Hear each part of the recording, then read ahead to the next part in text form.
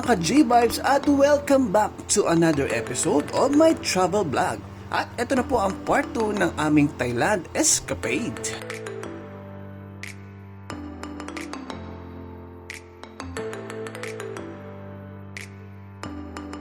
After namin sa Airbnb na aming pinag-i-stayan ay dumiretso na kami sa Montreal Riverside Hotel.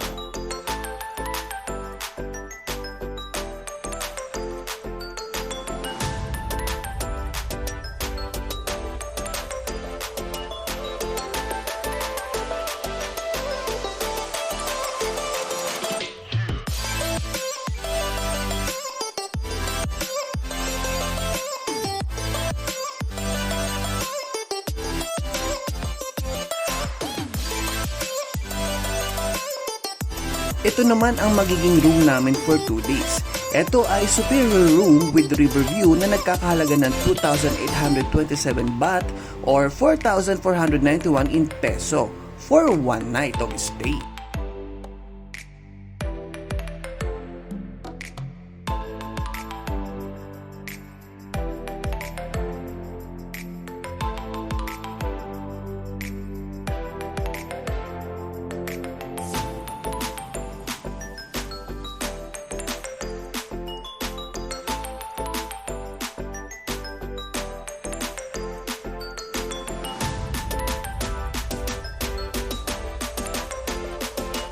Ang Montreal Riverside Hotel ay isang luxury hotel na matatagpuan sa Rama Tree Road, Bangkok, Thailand.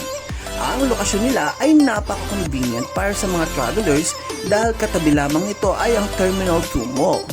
Kung ikaw ay isang traveler at nagtitipid pero gusto mo naman ng may mga modern amenities designs na iswak sa budget mo, aba, tamang-tama itong hotel para sa'yo. Meron lang naman silang mga nakakamangha at napakalinis na 500 hotel rooms. Meron din silang pool, health club, dance studio, business center, restaurants, and cafe. At meron din silang 650 staff for the maximum of 925 guests. After namin mag-check-in at magpahinga saglit, ay inikot ko muna ang hotel sa baba. Napakaganda nito at kung gusto nyo naman munang tumambay with friends at mag-chill ng very light, aba, tamang-tama itong grill and chill sa riverside nila na ang mismong view ay ang Khao Phraya River. Mga ka-J-Vibes, sa next episode ng aking vlog ay iikutin natin ang makasaysayang Khao Phraya River via cruise, kaya abangan nyo yan. Pero bago ang lahat, syempre hindi na kami nagsayang ng oras pa at agad-agad naman kami nag-ayos at nagmadali para ikutin ang mga sikat na pasyalan dito sa Bangkok, Thailand.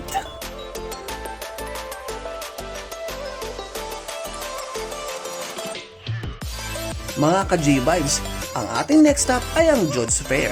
Ang George Fair ay makikita sa Central Rama 9. Huwag kayong mag-alala at di kayo maliligaw dahil wasteable naman ito. Makikita dito ang samot-saring paninda gaya ng damit, handmade products at mga delicious variety of foods.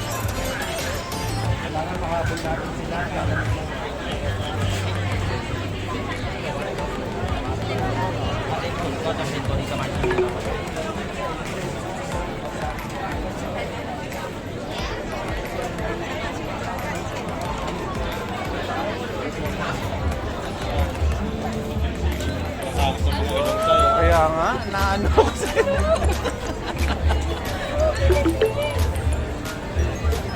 Jules, ang dami. Oh, Jules! Ma'am. Pakita mo naman.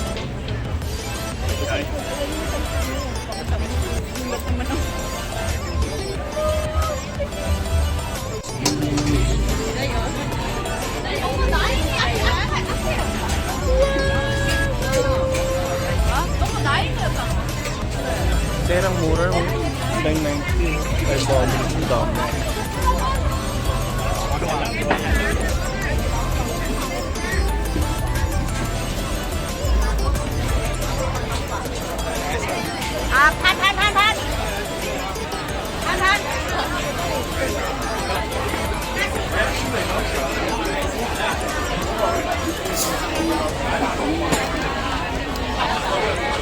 Talaga naman tourist attraction ang Joe's Fair dahil sa napakaganda at mala-festival na dekorasyon nito. Meron itong tatlong zone, ang market zone, food zone at ang fashion zone.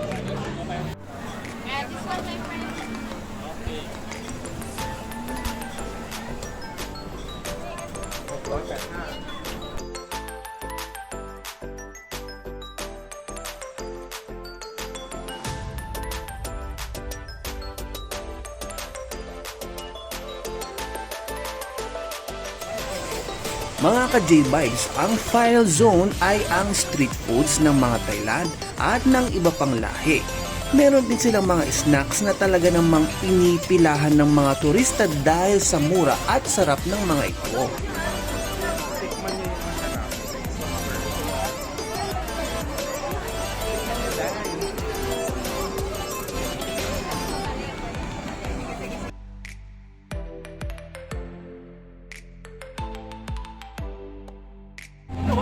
Pwedeng-pwede rin kayong mag-chill and unwind with Dabber Cats and tropa habang nanonood ng movie. Ang next stop natin ay ang bar hopping. Tara na sa Silom Road. Ang Silom Road ay kilalang kilala dahil sa mga bars na para mismo sa mga kapatid kong LGBTQI+. Kung kayo ay naghahanap ng mga to the next level na kaganapan ay tamang-tama ito para sa inyo. Oops! Rated R18 po dito.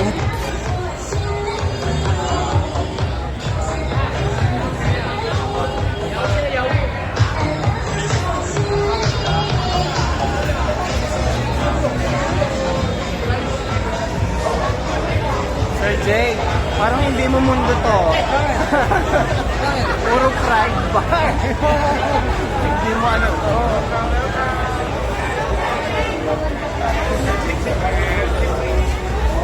No problem, no problem. No panic.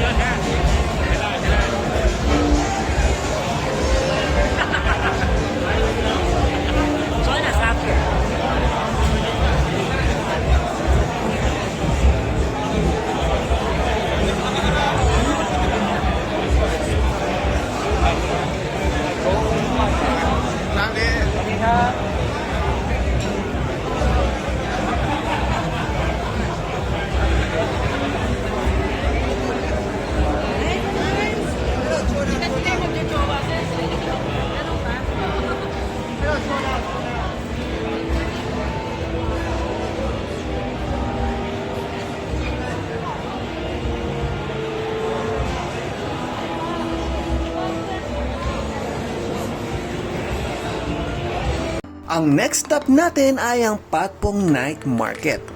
Isa ito sa mga sikat na night market dito sa Thailand. Aba syempre, after ninyong mag-ikot-ikot at mamili ng kung ano-ano, pwedeng-pwede na po kayo dito mag-bar hopping.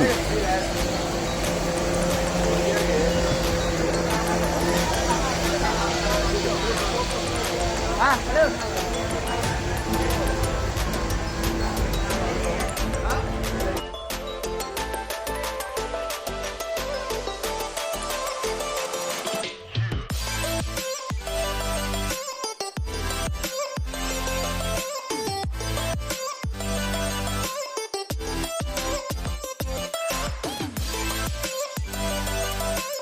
Ang layunin ng PMU and Nano Aesthetic event ay madagdagan ng skills ng mga taga-PMU industry. At syempre, hosted by our very own international judge, Eyebrow Master, Errol Villamor.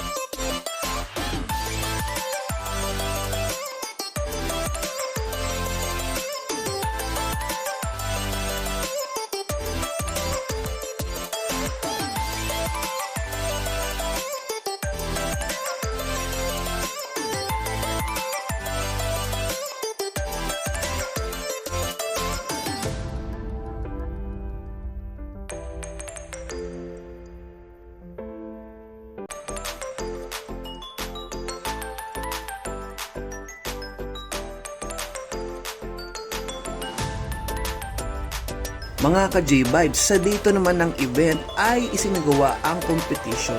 Nagkaroon din ng konting discussion at syempre dito na rin pumili ng mga panalo. At syempre, congratulations po sa lahat ng winners dito sa Nano event.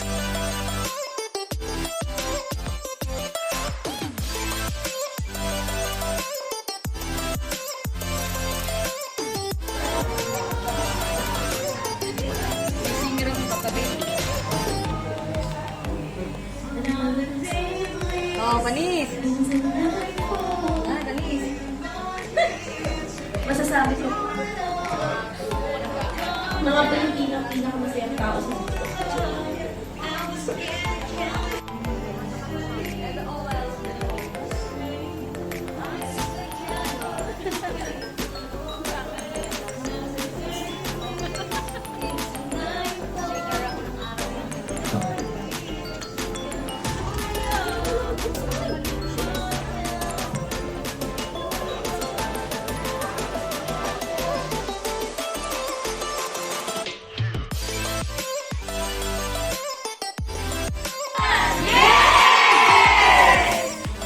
At mga ka-J-Vibes, dyan na nga po nagtatapos ang part 2 ng ating Thailand Escapade. At sana po ay panoorin niyo pa rin ang mga susunod nating mga videos. For PMU services and trainings inquiries, follow us on Facebook page, Eyebrow Academy.